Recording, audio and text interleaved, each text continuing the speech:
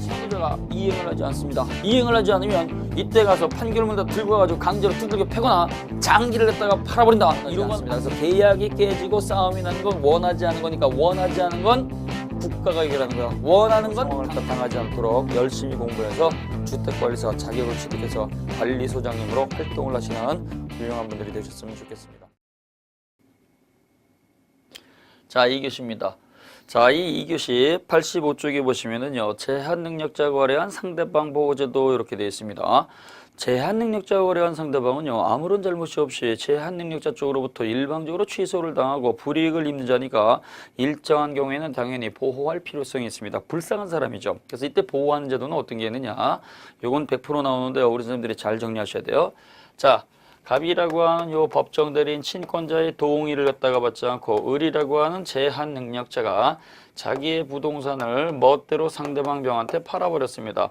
그래서 여기 을이라고 하는 제한 능력자 미성년자가요, 동의받지 않고 요 물건 갖다가 팔아버리고, 요때 요 병이라고 하는 요 상대방은요, 정이라고 하는 요 전득자한테 다시 매매를 했습니다. 요때 요 전득자는요, 제한 능력자인 미성년자하고 거래가 있었다는 사실다가 몰라서 선의이고 무과실이다. 선의이고 무과실로 이렇게 매매를 통해서 등기를 갖다가 현재 가지고 있는 사람이에요. 시가 3억 원짜리 부동산인데 이때 미성년자가요, 현금 1억 원을 갖다가 받고 팔아버렸다. 그래서 이렇게 제한 능력자가 법정 대리인의 동의도 받지 않고 멋대로 저지른 이러한 법률 행위는요, 유효가 확정된 것도 아니고 무효가 확정된 것도 아니고 취소할 수 있는 법률 행위입니다. 따라서 불리하면 취소를 갖다가 하면 되는 것이죠.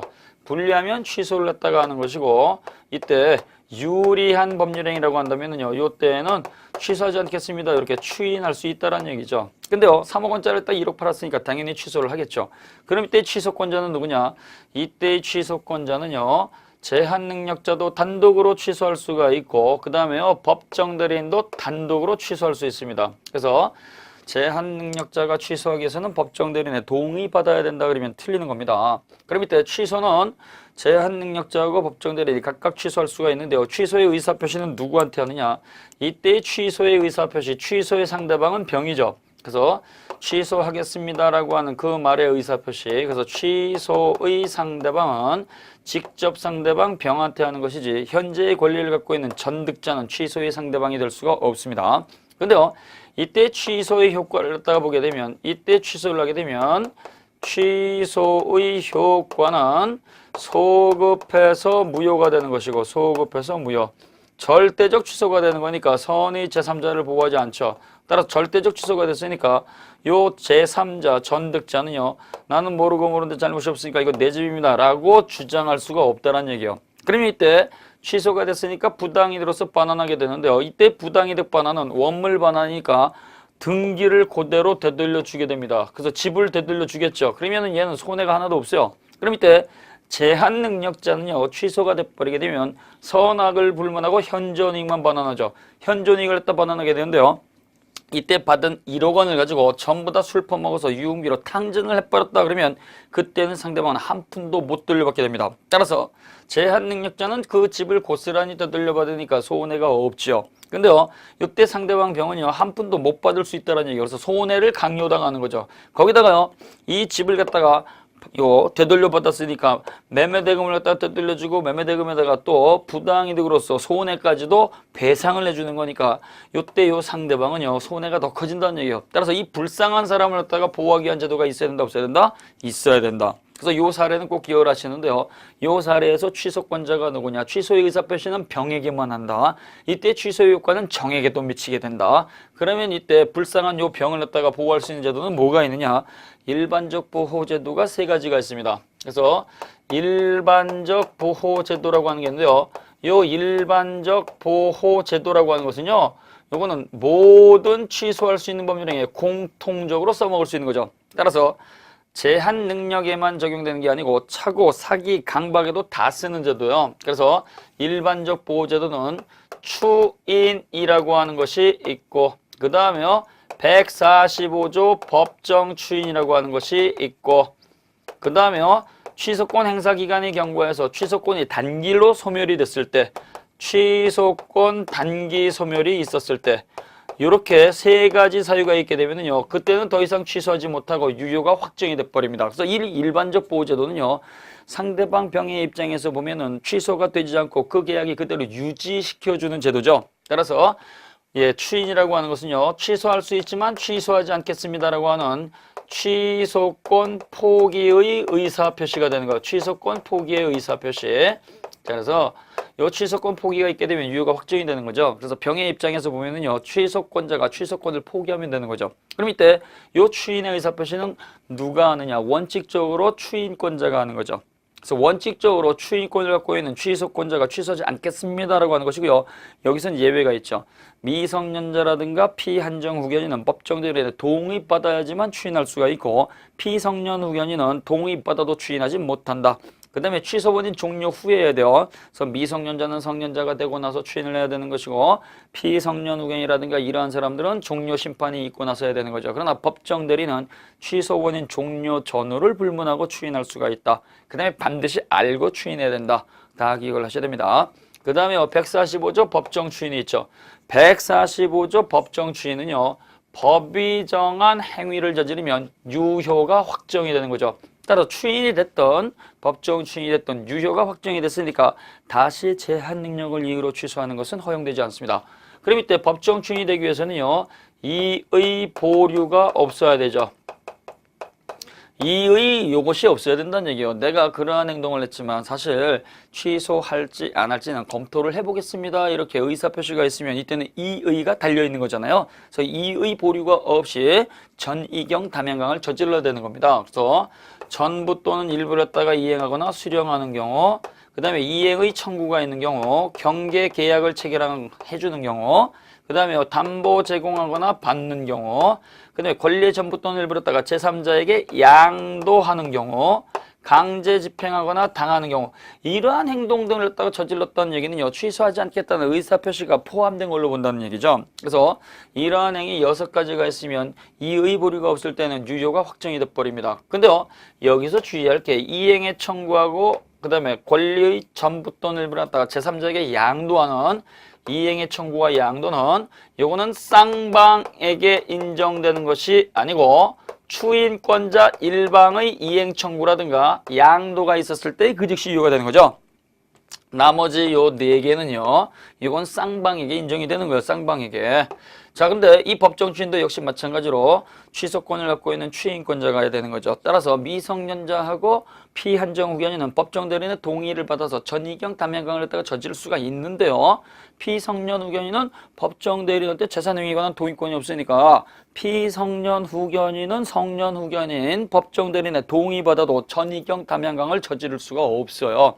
그 다음에요, 취소 원인 종료 후에 하는 거니까 미성년자는 성년자가 되고 나서 그 다음에요, 제한 능력자는 그 심판 개시 이것이 종료가 돼서 해야 된다는 거죠. 그러나 법정 대리는 종료 전후를 불문하는 거예요. 여기서 차이점은 뭐냐? 추인이라고 하는 것은요, 반드시 취소할 수 있다는 걸 따가 알고 추인을 해야 되는데요, 법정 추인은 알든 모르든 따지지 않습니다. 그 다음에요, 취소권은 형성권이니까 제척기간에 적용을 받죠. 제척기간에 적용을 받아서 취소권 행사 기간이 정해져 있습니다. 그래서 그 법률행위가 있던 날로부터 10년이고 10년이 경과하면 취소하지 못하죠. 그 다음에요, 취소의 원인이 종료가 돼서 추인할 수 있는 날로부터 3년이 경과하면 그때도 유효가 확정이 되니까 더 이상 취소하지 못하는 거예요. 그래서 이러한 일반적 보호제도라고 하는 것은요, 상대방 병의 입장에서 보게 되면 그 법률행위가 취소되지 않고 그대로 놔두는 제도로서 유효가 확정되는 거죠. 이거는 제착사각 모두 적용이 되는 겁니다. 근데요, 85쪽 밑에 보시게 되면은 반괄호 2번에 제한능력자 상대방 보호를 위한 특별한 제도가 있죠. 그래서 이 특별한 제도는 크게 4가지가 있습니다. 최철거사라고 했죠. 최철거사. 그래서 최고권, 철회권, 거절권, 사술에 의한 취소권 배제라고 하는 게 있습니다. 요 4가지는요, 차고 사기 강박에는 써먹는 것이 아니고 이거는 제한 능력자의 상대방에게만 적용이 되는 거죠. 따라서 제한 능력자의 상대방 보호를 위해서 법이 특별한 규정을 둔 게 있어요. 그 특별한 규정을 갖다가 제한 능력자 상대방 보호를 위한 특유한 제도 이렇게 하는 거예요. 특유한 제도. 그래서 이 특별히 존재하는 특유한 제도는 네 가지가 있다 그랬습니다. 불안불안하니까 점집에 간다 그랬어요. 점집에 갔더니 그 점쟁이가 최철거사죠. 그래서 암기하기 좋게 이렇게 말을 갖다가 스토리를 갖다가 짠 겁니다. 최고권이 있고 그 다음에 철회권이 있고 거절권이 있고 사술에 의한 취소권 배제라고 하는 게 있습니다. 자, 하나씩 봅니다. 이 부분은 100% 나오기 때문에 우리 선생님들이 정리를 갖다 잘 하셔야 됩니다. 자, 갑이라고 하는 법정 대리인 친권자의 동의를 받지 않고 동의 없이 을이라고 하는 요 미성년자가요 자기 소유 부동산을 갖다가 헐값에 상대방 병한테 팔아버렸습니다. 이렇게 계약이 된 거죠. 이렇게 계약이 되면 이쪽에서 일방적으로 10년 또는 3년 동안 취소권을 딱 행사하는 거니까 상대방은 이러지도 못하고 저러지도 못하고 굉장히 불안한 집이 있는 거예요. 이랬을 때는요, 요 상대방, 제한 능력자와 관련 요 상대방은요, 그 대답을 물어볼 수 있는 권리가 있어요. 확답 촉구권이죠. 그래서 우리가 요 최고라고 하는 것은요, 또 다른 말로 확답 촉구권이라는 말을 써요. 그래서 확실한 대답을 해주세요라고 확실한 대답을 촉구할 수 있는 확답 촉구권을 갖습니다. 확답 촉구권. 이 촉구라고 하는 것은요, 독촉이죠. 이 독촉이라고 하는 것은요, 또 다른 말로 최고라고 그랬어요. 최고. 자, 그래서 요 상대방 병은요, 1개월 이상의 기간을 정해서 추인권자에게 미성년자가 저지른 그 행위를 취소할 것인지 안 할 것인지 취소 여부의 확답을 독촉할 수가 있습니다. 자, 그래서 이 상대방 병은 추인권자한테 물어봐야 돼요. 추인권자한테. 그래서 이 확답 촉구인데 요 촉구하는 요 촉구라고 하는 것은요, 형성권으로서의 성질을 갖는 거예요. 형성권으로서. 따라서 추인권자한테 내가 대답을 갖다가 물어봐도 되겠습니까? 라고 승낙받고 물어보는 게 아니죠. 따라서 형성권이고 요거는 불요식 행위입니다. 불요식 행위. 명시적으로 할 수도 있고 묵시적으로 할 수도 있고 대리인 통해서 할 수가 있는 거예요. 이러한 촉구라고 하는 것은요, 도달주의가 적용이 되죠. 도달주의. 그래서 확답 촉구 이렇게 나왔을 때 확답이 도달주의가 아니고 촉구가 도달주의라는 얘기예요. 따라서 얘가 미성년자로 있었을 때는 얘한테 대답을 물어볼 수가 없어요. 네가 저지른 거 취소할 거야 말 거야. 그러면 이때의 제한 능력자는 단독으로 추인 못한다 그랬어요. 그러니까 이때는 얘가 제한 능력자일 때는 얘한테 못하고 누구한테만 하느냐? 법정 대리인한테 하는 거예요. 만약에 얘가 능력자로 바뀌게 되면 어떻게 돼요? 그때는 법정 대리인이 없으니까 능력자 자신 을에게 묻는 거죠. 그래서 갑에게 물어볼 수도 있고 을에게 물어볼 수도 있는데요. 갑에게 물어볼 때는 얘가 제한 능력자일 때는 갑에게 묻는 거예요. 근데요, 얘가 능력자로 바뀌어버렸다. 그러면 그때는 능력자니까 법정 대리인이 없죠. 그래서 법정 대리인에게 물어볼 수도 있고 능력자가 됐을 때는 능력자 자신에게 물어볼 수 있는 거예요. 이때 물어보게 되면 이 추인권자한테는요, 반드시 1개월 이상의 기간을 정해줘야 돼요. 1개월 이상의 기간을 갖다가 정해줘야 된다. 이렇게 나와야지. 상당한 기간을 정해서 상당한 기간 이렇게 나오면 틀리는 거죠. 반드시 1개월 이상의 기간을 정해서 추인할 거야 말 거야, 취소할 거야 말 거야. 그래서 추인 여부의 확답이라든가 취소 여부의 확답을 독촉하는 거예요. 그러면 이때 요 확답을 갖다가 받은 요 추인권자가 누구한테 하느냐? 요 추인권자. 그래서 이 추인권자는요, 추인권자는 취소를 갖다가 할 수 있을 뿐만이 아니라 추인을 갖다가 단도로 해야 되기 때문에 능력자 자신이라든가 능력자 자신, 그 다음에 법정 대리인에게 하는 거죠. 법정 대리인. 따라서 능력자 자신과 법정 대리인한테 하는 거니까 제한 능력자에게는 확답을 촉구할 수가 없다. 꼭 기억하셔야 돼요. 자, 근데요, 1개월 이상의 기간을 갖다 정해줬는데요. 그 기간 내에 확답이 있게 되면 요 확답은요, 요거는 도달주의가 아니고 발신주의가 적용된다 그랬어요. 그래서 우리가 최승현 총격 기억하시면 되겠죠. 의사표시에 있어서 도달주의를 원칙으로 하지만 예외적으로 발신주의가 되는 것은요, 제한능력자하고 무권대리 확답, 요 확답은 발신주의가 된다 그랬어요. 따라서 우체통에 넣자마자 효력이 발생을 하는 겁니다. 기간 내에 확답이 있다는 얘기는 의사표시를 갖다가 했다는 것이기 때문에 이 의사표시가 있으면 의사표시대로 우체통에 넣자마자 추인 또는 추인 거절의 효력이 발생하게 됩니다. 근데요, 이것을 갖다가 그 기간이 경과하도록 확답을 갖다가 발신하지 않는 경우가 있어요. 1개월 이상의 기간을 정해줄 테니까 대답을 해주세요 라고 했더니 그 기간이 경과하도록 확답을 갖다가 하지 않았다.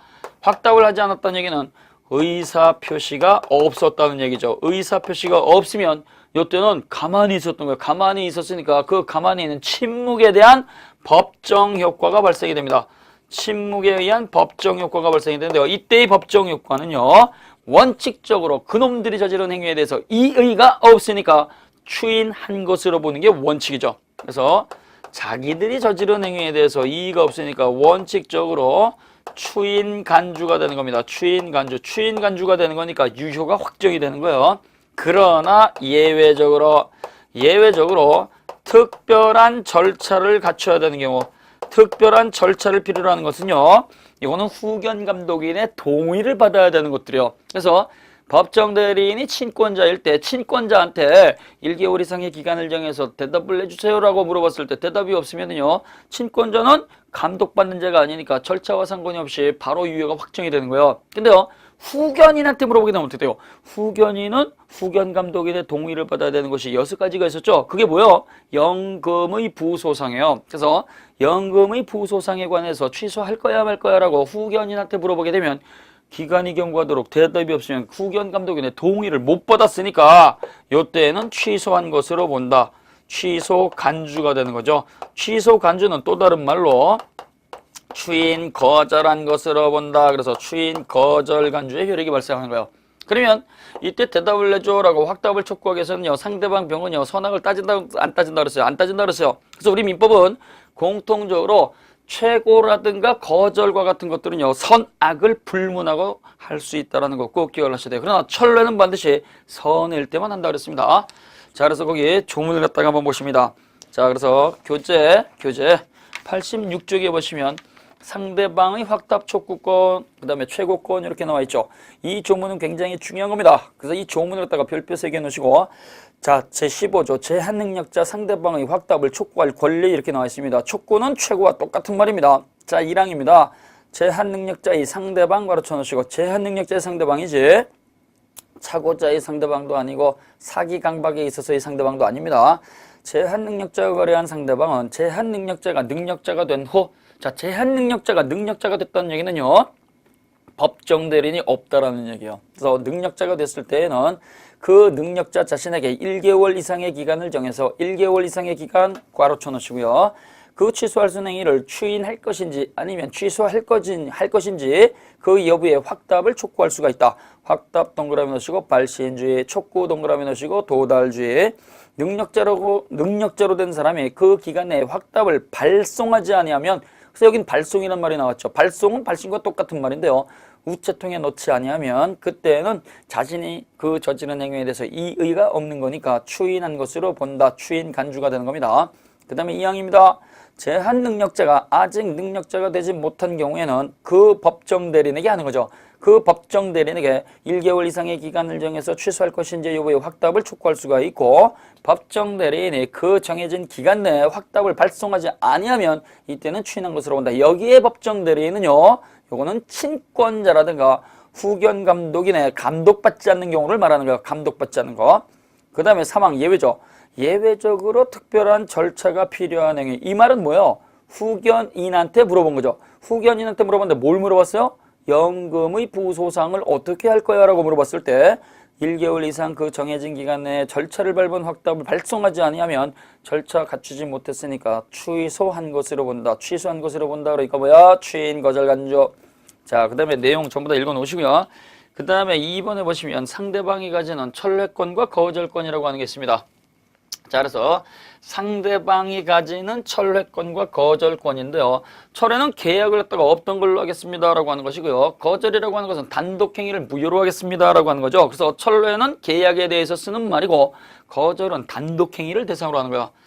자, 의사표시의 철회권이 있고, 철회권.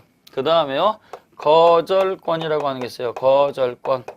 자, 그래서 이 철회라고 하는 것, 거절이라고 하는 것은요, 유효가 확정되기 전까지 하는 거죠. 따라서 유효가 확정되기 전에 상대방이 적극적으로 무효를 주장하는 것들입니다. 그래서 무효를 주장하는 것들이고요. 이때 철회와 거절의 의사표시는 무엇을 대상으로 하느냐, 이거 굉장히 중요한 거예요. 그래서 제한 능력자가 저지른 단독행위를 철회할 수 있다 그러면 안 돼요. 철회라고 하는 것은요, 무조건 단독행위가 아닌 계약을 대상으로 하는 거야. 계약. 그래서 제한 능력자가 체결한 그 계약이 추인되기 전까지 없던 걸로 하겠습니다라고 하는 것이 철회권이죠. 그 다음에 거절권은 이거는 단독행위에서 쓰는 말이라고 그랬어요. 단독행위. 이거 굉장히 중요한 건데요. 시험장에 갔을 때 이거를 갖다가 단독행위를 철회할 수 있다 그러면 이건 틀리는 거예요. 단독행위는 거절이라는 말을 쓰는 거예요. 자, 그래서 계약을 갖다가 철회할 수가 있고 단독행위를 갖다가 거절할 수 있는데요. 이러한 철회와 거절은요, 어디까지나 제한 능력자 쪽에서 추인하기 전까지 해야 되겠죠. 그래서 제한 능력자 측에서 추인 전까지 해야 됩니다. 제한 능력자의 추인이 있었다는 얘기는요, 유효가 확정이 됐으니까 그 다음에는 무효를 주장할 수가 없어요. 따라서 제한 능력자 쪽에서 추인하기 전까지 해야 되는 것이고, 이때 철회와 거절의 의사표시라고 하는 것은요, 누구한테 할 수 있느냐? 계약 없던 걸로 하겠습니다. 단독행위 그거 받아들일 수 없습니다. 이러한 의사표시는요, 그래서 우리가 이걸 따 우리는 철회와 거절의 상대방 이렇게 부르는데요. 이 상대방은요, 법정 대리인에게도 할 수가 있고, 그래서 법정 대리인에게도 할 수가 있고, 제한 능력자 자신에게도 할 수가 있죠. 제한 능력자 자신. 따라서 철회와 거절의 상대방하고 요 확답 촉구의 상대방은 다르다는 걸 꼭 기억을 하셔야 돼요. 내가 철회하겠습니다. 거절하겠습니다. 철회 거절의 상대방하고 그 다음에요, 확답을 내주세요라고 하는 확답 촉구의 상대방은 다릅니다. 철회 거절의 상대방은 법정 대리인과 제한 능력자인데요. 확답 촉구의 상대방은요, 법정 대리인하고 능력자 자신이죠. 그래서 철회 거절의 상대방은 취소권만 있으면 되겠지만, 여기 확답 촉구의 상대방은 추인권을 갖고 있어야 되기 때문에 양 당사자가 다르다는 거 꼭 기억을 하셔야 돼요. 그래서 확답을 내주세요라고 물어볼 때는 능력자 자신하고 그 다음에 법정 대리인한테 물어보지만, 없던 걸로 하겠습니다. 철회하겠습니다. 거절하겠습니다. 이거는 법정 대리인뿐만이 아니라 제한 능력자 자신에게도 할 수 있다는 거 꼭 기억을 하셔야 돼요.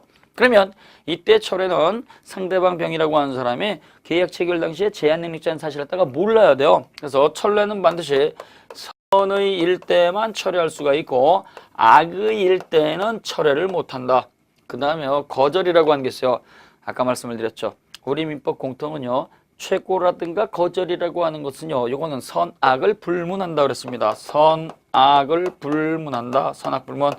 이렇게 정리하셔야 돼요. 그래서 철회는 선의일 때만 하는 것이고, 최고, 거절! 이거는 선악을 불문한다. 자, 그래서 이렇게 기억을 하시고요. 자, 조문 한번 봅니다. 이 조문도 굉장히 중요한 거예요. 그래서 86쪽에 동그라미 2번. 상대방이 가지는 철회권과 거절권 별표 놓으시고요. 제16조. 자, 1항입니다. 제한 능력자가 맺은 계약 괄호 쳐놓으시고, 제한 능력자 밑줄 계약 동그라미. 다른 사람하고 한 게 아니에요. 제한 능력자하고 맺은 계약입니다. 추인이 있을 때까지라는 얘기는요, 제한 능력자 쪽에서 유효로 하겠습니다라고 하는 의사표시가 있기 전이죠. 그래서 추인하기 전까지 상대방이 그 의사표시를 철회할 수 있다. 철회 동그라미 놓으세요. 이걸 거절할 수 있다 이렇게 넣으면 틀린다고 그랬죠. 그래서 철회할 수가 있는 것이고, 다만, 자, 단서입니다. 상대방이 계약 당시에 제한 능력자임을 알았을 때는 철회하지 못한다. 그래서 악의일 때는 철회하지 못한다. 이렇게 규정이 되어 있는 거예요. 그 다음에 2항입니다. 제한 능력자의 단독행위 가르쳤어요. 법정 대리인의 단독행위가 아닙니다. 제한 능력자가 저지른 단독행위를 갖다 거절하는 것이지, 법정 대리인의 단독행위는 거절할 수가 없습니다. 그래서 법정 대리인이 추인을 내오게 되면 그때는 거절을 못해요. 그러나 제한 능력자가 단독으로 추인을 했을 때는 거절할 수가 있겠죠. 자, 그래서 제한 능력자의 단독행위는 제한 능력자의 추인이 있기 전까지는 거절할 수가 있다. 역시 단독행위를 철회할 수 있다 그러면 틀린다 그랬습니다. 그 다음에요, 3항입니다. 오른쪽. 전 1항의 철회라든가 제2항의 거절의 의사표시는 제한 능력자에게도 할 수 있다. 그러니까 법정 대리인뿐만이 아니라 제한 능력자라는 말이 되는 거죠. 그래서 법정 대리인에게도 할 수가 있고 제한 능력자 자신에게도 할 수가 있다. 같이 기억해 놓으시고요.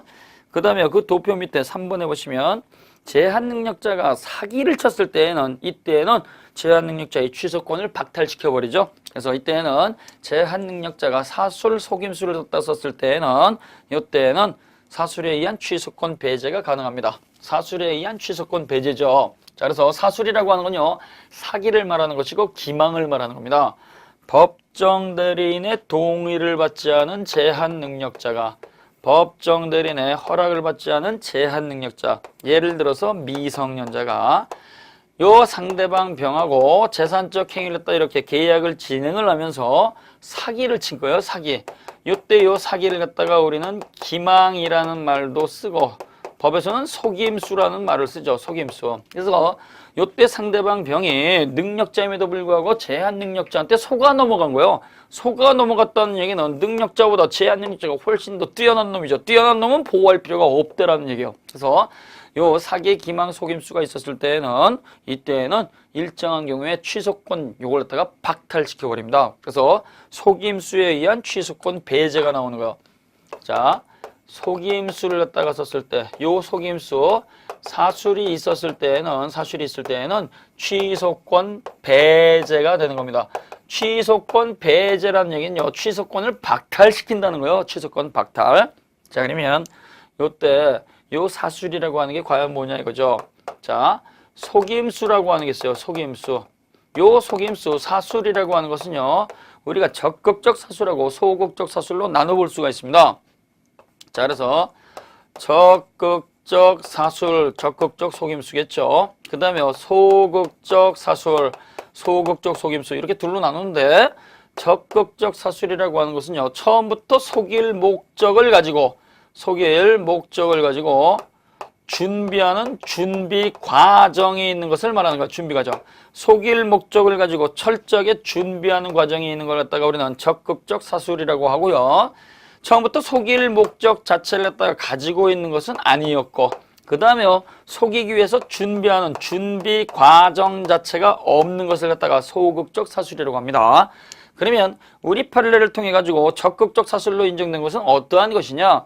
없는 걸 만들어내는 위조와 같은 거, 있는 걸 뜯어 고치는 변조와 같은 거, 그 다음에 제3자를 갖다가 법정 대리인, 친권자, 부모님입니다 해가지고 가짜 부모님 데려오는 경우, 그래서 제3자를 대동하는 경우, 이런 게 바로 적극적 사술이 되는 거예요. 그러면 우리 판례가 확인해준 소극적 사술은 어떤 거냐? 준비 과정이 없는 것들이에요. 그래서 단순히 웃어버린 경우, 웃음. 그 다음에 단순히 침묵하고 있는 경우, 그 다음에 너 미성년자 아니냐, 제한 능력자 아니냐 그랬더니 나는 미성년자 아닙니다. 나는 능력자입니다. 자칭 능력자라고 말한 경우. 그래서 자기 스스로 자칭 능력자입니다 라고 능력자라고 칭한 경우, 이러한 것들이 바로 소극적 사술이 되는 거예요. 자, 여기서 단순히 웃어버린 경우가 있습니다. 너 미성년자지? 이렇게 얘기했더니 그냥 웃음으로 넘기는 거죠. 이 웃어버린 것도 역시 소극적 사술입니다. 현장에서 웃어버린 것이지 웃기 위해서 준비한 건 아닙니다. 그래서 이 웃어버린 건데요. 이 웃어버린 것은요, 예외적으로 고지 의무가 있을 때에는 적극적 사술이 된다는 거 꼭 기억을 하셔야 돼요. 고지 의무라고 하는 것은 알려줄 의무가 있는 것이고, 알려줄 의무가 있는데도 웃어버렸다는 얘기는 어떻게 돼요? 고의가 있다는 얘기죠. 그래서 고지 의무 있는 자의 웃음, 요거는 뭐가 되는 거예요? 이것도 역시 사술이 되는 거예요. 사술. 그 다음에 역시 침묵도 마찬가지죠. 너 미성년자 아니야? 이렇게 물어봤더니 단순히 가만히 있는 거죠. 역시 이것도 고지 의무 있는 자의 침묵은 역시 이것도 사술이 되는 겁니다. 그러나 자칭 능력자라고 말한 거, 아니 그놈이 스스로 입을 갖다가 열고 능력자라고 말했는데 이게 왜 적극적 사술이 아닙니까? 현장에서 얘기한 것이지 이 말하는 것 갖다가 시간을 걸려서 준비한 건 아니란 얘기죠. 그래서 이러한 웃어버렸거나 침묵했거나 자칭 능력자라고 말한 것들은요, 우리 판례가 소극적 사술로 인정을 해줍니다. 그럼 이때 이 적극적 사술하고 소극적 사술의 차이는 뭐냐? 준비 과정이 있느냐 없느냐, 요걸로 구별하는 거예요. 그러면 이 사술의 개념에 관해서는요, 우리 학설과 판례가 그 사술의 범위를 갖다가 인정하는 게 다르다는 얘기예요. 학설은 적극적 사술도 사술이고 소극적 사술도 사술입니다. 그러나 우리 판례는요, 적극적 사술만 사술이 되는 것이고 소극적 사술, 소극적 속임수는 사술이 아니라는 얘기예요. 따라서 판례에 의하게 되면 위조, 변조, 제3자를 갖다가 대동한 것은 취소하지 못하지만 웃어버린 경우, 고지엄자의 침묵, 그 다음에 능력자라고 말한 거, 이러한 것들은 여전히 취소할 수 있다는 얘기예요. 그러나 학설에 의하게 되면 어떻게 돼요? 위조, 변조, 제3자 이것도 취소하지 못하고, 웃은 것도 취소하지 못하고, 침묵한 것도 취소하지 못하고, 능력자로 말한 것도 취소하지 못한다는 얘기죠. 따라서 학설은 상대방을 보호하는 태도를 취하는 것이고, 판례는요, 제한 능력자 자신을 갖다가 보호하는 태도를 취한다는 얘기입니다. 그래서 요 사술, 속임수의 개념에 관해서는요, 판례는 적극적 사술만을 갖다가 사술로 보고 있기 때문에 소극적 사술은 사술이 아니라는 거 꼭 기억을 하셔야 됩니다. 그러면 이 사술의 용도가 문제가 됩니다. 자, 그래서 속임수, 요 사술이죠. 요 사술, 요것의 용도입니다. 용도. 능력자인 것처럼 속임수를 썼을 때, 그래서 능력자인 것처럼 속임수를 했다가 썼을 때는요, 요 때는요, 세놈 다 취소권 배제가 되는 거예요. 그래서 능력자인 것처럼 사술을 썼을 때는 미성년자라든가 피성년 후견인이라든가 피성년 후견인, 그 다음에 피한정 후견인, 요 세놈 다 요 때는 취소권 배제가 되는 거예요. 취소권 배제. 나는 단독으로 할 수 있는 자입니다 라고 사술을 썼으니까 이때는 혼자서 할 수 있는 것처럼 적극적 사술을 쓴 거죠. 따라서 이때는 취소권 배제가 되는 것이다. 자, 그 다음에요, 동의와 관련해서 사술을 쓰는 게 있어요. 동의, 허락받아 왔습니다 라고 하는 거죠. 이 동의와 관련해서 사술을 썼을 때에는 미성년자의 법정 대리인이라든가 피한정 후견인의 법정 대리인은 동의권이 있으니까 요놈들이 동의서를 따고 위조를 했거나 변조를 하게 되면 이때는 당연히 취소하지 못하는 거죠. 취소권 배제. 그러나 피성년 후견인이죠. 피성년 후견인은 여전히 취소할 수 있다는 걸 기억을 하셔야 돼요. 나는 피성년 후견인입니다. 나는 피성년 후견인인데 우리 법정 대리인이 단독으로 해도 좋다라고 여기 동의서 써줬습니다. 이 동의서 백날 위조를 해봐야 피성년 후견인의 법정 대리는 동의권이 없으니까 동의서를 위조를 했던, 동의를 받았던, 실제로 받았던 여전히 취소할 수 있는 거예요. 요거 꼭 기억을 하셔야 됩니다. 그래서 거기 87쪽 오른쪽에 보시면 도표 밑에 동글맹이 3번 법조문 나와 있죠. 이것도 중요한 겁니다. 기억을 하셔야 돼요. 자, 제17조 제한능력자의 속임수가 있었을 때입니다. 1항입니다. 제한능력자가 속임수로서 자기를 능력자로 믿게 한 경우, 자, 여기 제한능력자 가로쳐 놓으시고요. 능력자 가로쳐 놓으세요. 단독으로 할 수 있는 사람이 능력자잖아요. 그래서 제한능력자가요, 나는 혼자서 할 수 있는 사람입니다 라고 했을 때 요때는요, 제한능력자니까 세놈 다죠. 그래서 여기는 제한능력자 이렇게 돼 있으니까 미성년자, 피성년 후견인, 피한정 후견인 전부 다 포함되는 개념이에요. 그러면 2항을 봅니다. 2항에 보게 되면 미성년자나 피한정 후견인 가로쳐 놓으시고, 여기는 미성년자나 피한정 후견인 이렇게 돼 있지, 피성년 후견인은 들어가 있지 않습니다. 따라서 미성년자라든가 피한정 후견인이 속임수로서 법정 대리인의 동의가 있는 것으로 믿게 한 때, 그래서 동의 가로쳐 놓으세요. 동의니까 여기서는요, 미성년자고 피한정 후견인 쪽에서는 취소하지 못하는 거죠. 그러니까 여기 들어가 있지 않은 피성년 후견인은 여전히 취소할 수 있다는 거 기억을 하셔야 돼요. 그러나 피성년 후견인이 피한정 후견인이라고 말하면서 동의서를 위조를 했을 때는 그때는 능력자로서 사술을 쓴 거니까 그때는 취소하지 못한다는 거 꼭 기억을 하셔야 돼요. 피성년 후견인이 나는 피성년 후견인입니다. 법정 대리인이 하라고 했습니다 라고 했을 때는 여전히 취소할 수가 있는데요. 피성년 후견인, 피성년 후견인입니다 이렇게 말하는 게 아니고 나는 피한정 후견인입니다 이렇게 말을 하고 했을 때는 동의와 관련된 게 아니고 그때는 능력자로서 사술을 썼으니까 그때는 취소권 배제가 되는 거예요. 그러면 이렇게 해서 상대방이 사기를 당해서 법률행위를 했다가 저질렀다고 한다면 이때는 사기당한 상대방이 선택권을 갖습니다. 사기를 당했으니까 상대방은요, 자신한테 유리하면 너는 나한테 사기를 쳤으니까 그대로 놔둬 라고 취소권 배제를 주장하는 거예요. 취소권 배제. 근데요, 이때 사기당한 병이 자신한테 불리하다 그러면 어떻게 돼요? 이때는 사기를 이유로 취소할 수 있습니다. 너 나한테 사기를 갖다가 저질렀잖아. 사기를 이유로 취소할 수 있다는 거 같이 기억을 하셔야 돼요. 그러면 이 경우에 위조가 됐든 변조가 됐든 제3자를 갖다 데리고 왔던 아니면 능력자인 것처럼 사술을 썼던 이러한 것들에 대한 입증 책임은 병이 입증하는 것이지 제한능력자 쪽에서 입증할 수가 없습니다. 그래서 제한능력자하고 거래를 했다가 했거나 법률에다가 저질렀을 때 입증 책임은요, 상대방이 전부 다 입증하는 것을 원칙으로 하는데 예외적으로 돈 쓴 내용은 모르죠. 그래서 현존이익에 대한 입증 책임은 상대방이 입증할 수가 없어요. 돈을 준 사람이지 돈 쓴 내용은 모르니까 현존이익에 대한 증명, 입증 그것만 제한능력자 쪽에서 입증을 하는 것이고 나머지는 전부 다 상대방이 입증하게 된다. 꼭 기억을 하셔야 됩니다. 조문 3가지 전부 다 기억을 하시고요. 자, 그 다음에 보시게 되면 89쪽에 제4장 주소라고 하는 게 나와 있습니다. 자, 민법에는요, 주소를 두고 있어요. 왜 두고 있느냐? 이 민법상 권리의 주체가 있지 않습니까? 자연인과 법인. 이 자연인과 법인이 권리와 의무를 갖다가 행사를 하게 되면 어디를 기준으로 해가지고 행사를 할 것이냐. 그 기준점이 있어야 돼요. 그 기준점. 그 기준점을 갖다가 우리는 주소라고 하는 겁니다. 주소.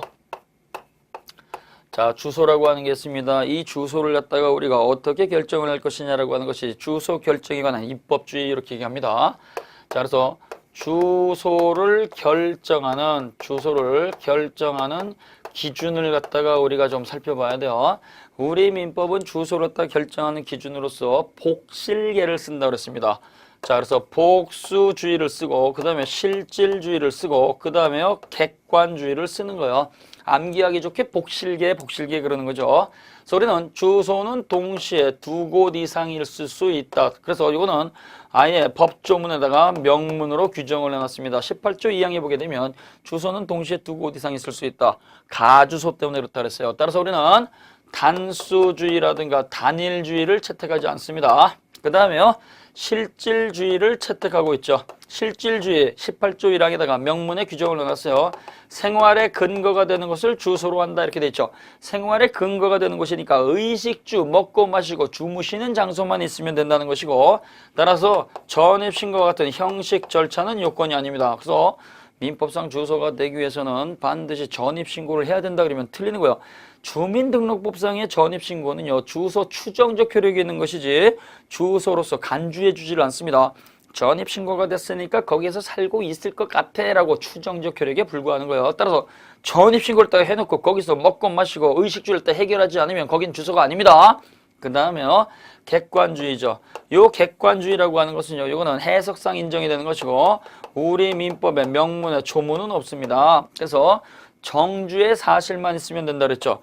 정주의 사실이라고 하는 것은요 정해진 장소에서 거주하고 있다는 사실만 있으면 되기 때문에 정해진 장소에서 살아야 되겠습니다라고 하는 의사는 그 요건이 아닙니다. 그래서 정주의 의사는 요건이 아니라 그랬어요. 따라서 정신이 홀라당 나가버리는 의사 무능력자라고 하더라도 먹고 마시는 장소는 정해져 있으니까 의사 무능력자도 당연히 자유롭게 주소를 결정할 수가 있습니다. 따라서 우리는 의사 무능력자를 위한 법정 주소 제도는 존재하지 않습니다. 자, 그 다음에요. 그 밑에 보시게 되면 90쪽 3번에 보시면 주소의 법률상 효과 이렇게 나와 있죠. 그래서 민법에 정해진 효과가 있고요. 그 다음에 민법 이외의 다른 법에 의한 게 있는데요. 우리는 민법에 있는 것만 기억을 하시면 돼요. 민법에 있는 것만 4가지 기억을 해놓으시고 나머지는 전부 다 민법 아니다라고 하면 되겠죠. 민법에 있는 주소의 효과입니다. 그래서 민법에는 주소 관련 규정이 있는데요. 불법을 저지르면 어떻게 돼요? 변상을 내야 된다. 요 불법 변상만 민법에 있는 거예요. 자, 부재와 실종의 기준이죠. 부재와 실종의 기준이 되는 것은 종래 주소지를 중심으로 재산 관리해주고 실종 선고하는 거예요. 그 다음에 법인도 권리의 주체니까 법인도 주소를 갖죠. 법인의 주소는 주된 사무소 소재지입니다. 그 다음에 변제의 장소죠. 변제라고 하는 것은요. 채무 이행지를 말하는 거 채무 이행지. 그래서 원칙은 채권자 주소지라든가 채권자 영업소에다가 갖다 주는 지참 채무가 원칙이고요. 예외적으로 특약이 있으면 채무자 주소지라든가 채무자 영업소에서 받아가는 거죠. 그러나 우리가 특정물 인도 채권은요. 갖다 주는 것도 아니고 받아가는 것도 아니고 그 물건 특정물이 있던 장소에서 인도한다는 거 같이 기억하셔야 돼요. 그 다음에요. 상속 개시지죠. 상속이 시작되는 상속 개시지는요. 피상속인 주소지입니다. 돌아가신 분 피상속인이 남겨놓은 재산은요. 돌아가신 분 주소지에 있는 것이지 살아있는 상속인 주소지에 있는 게 아닙니다. 그래서 상속의 개시지는 피상속인 주소지예요. 그래서 이렇게 불법 변상만 민법상 주소 관련 규정이 되는 것이고요. 국적의 회복이라든가 재판 관할이라든가 어음수표의 발행지와 같은 거 이러한 것들은요. 민법에 있는 것이 아니라고 하는 거예요. 그 다음에요. 민법에 있어서 주소와 구별되는 개념들이 있죠. 그래서 거소라고 하는 것도 있고 그 다음에요. 현재지가 있고 가주소라고 하는 게 있어요. 자, 그래서 주소는 생활의 근거가 되는 장소니까 의식주를 해결하는 장소입니다. 그 다음에요. 거소라고 하는 게 있어요. 그래서 국내에 주소가 없거나 국내에 주소가 불명인 자는 거소를 주소로 본다. 꼭 기억을 하셔야 돼요. 그래서 국내 주소가 없거나 국내에서 생활한다고 하더라도 예, 주소가 불명인자. 그래서 주소가 불명일 때는요. 어디를 주소로 본다? 거소를 주소로 본다. 본다. 꼭 기억하셔야 돼요. 본다니까 간주죠. 그래서 국내에 주소가 없이 거소만 갖는 것도 가능한 거예요. 미국에서 생활을 하다가 미국 생활 딱 정리하고 국내에 들어가가지고 그 주소를 갖다 결정하기 전에 여기저기 떠돌아다닌다 알아보기 위해서. 그러면 그때는요. 주소가 없이 거소만 가질 수가 있죠. 그래서 주소가 없이 거소만 갖는 것은 불가능하다 그러면 안 됩니다. 국내에 주소가 없거나 국내에 주소가 불명인자는 거소를 주소로 간주를 해줍니다. 근데 이때 거소도 없다. 여기저기 떠돌아다녀가지고 일시적 체제지가 있다. 그래서 오늘은 이곳, 내일은 저곳 이렇게 떠돌아다니게 되면 이때는요 우리가 현재지라는 말을 씁니다. 그래서 민법은 현재지라는 규정은 없지만 거소에는 당연히 현재지가 포함되는 개념이다. 항상 기억을 하셔야 됩니다. 그 다음에 가주소라고 하는 게 있습니다. 이 가주소는요, 가주소는 당사자가 계약을 통해서 제3의 장소를 지정한 거죠. 신용카드를 갖다가 발급하는 계약을 통해 가지고 카드 사용 넥스를 갖다가 사무실로 보내주세요. 그러면 사무실은 의식주행을 한 장소가 아니잖아요. 그래서 주소 말고 다른 장소를 갖다가 계약을 통해서 지정을 하게 되면 그 계약을 통해서 지정된 장소를 가주소라고 하고 이 가주소는 계약만큼 무수히 많이 만들 수가 있죠. 계약이 3개다 그러면 3개의 가주소를 만들 수도 있다는 얘기예요. 그래서 이 가주소 때문에 우리는 주소가 동시에 여러 곳 존재할 수 있는 것이고 이 가주소는요. 그 계약을 통해서만 여력이 있으니까 다른 행위는 영향이 없는 거예요. 그럼 이때 가주소는요. 계약을 통해서 만들어지는 거니까 자연인도 가주소를 만들 수가 있고 법인도 가주소를 만들 수가 있어요. 근데요. 이 제한능력자라고 하는 경우에는요. 단독으로 거래를 할 수가 없으니까 제한능력자는 단독으로 가주소를 설정할 수가 없다. 이렇게 정리하시면 되겠습니다. 자, 고생을 하셨고요. 잠깐 쉬셨다가 92쪽의 제5장 부재와 실종을 살펴보도록 하겠습니다.